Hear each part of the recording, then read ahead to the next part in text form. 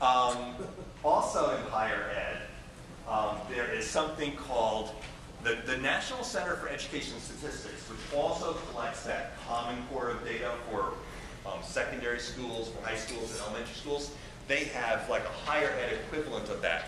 It's called IPEDS, and for life of me, I can't remember what it's called, but I mean what it stands for, but Integrated Post-Secondary Education Database, or something like that.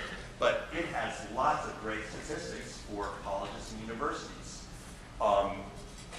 ranging from number of students who enroll to how many then are retained or drop out, how many graduate, things like that. And so if you're looking at doing, comparing the schools, the colleges and universities in your state, this is a really good place to go.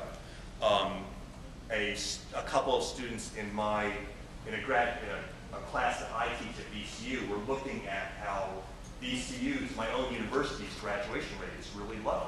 And they got that from that database. They got the list of all the schools, and how many freshmen enrolled one year, and then I think we gave them a 6-year window, because that's what the feds now consider on time. Crazy, but it is. So by 6 years later, how many of those students graduated, and then very simple, just calculate a rate, and then put things in order. Yeah? Does that database trace, is there a database that traces how many students who graduate particular high school, graduate college? No. Okay, there's no overall.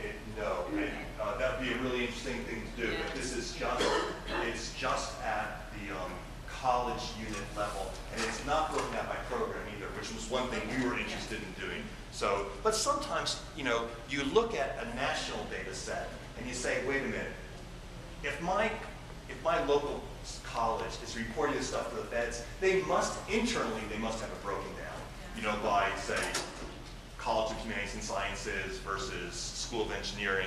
So if you could probably push it back and get it at the level of what percentage of each majors at your college graduate, but that's not the federal level, it's probably only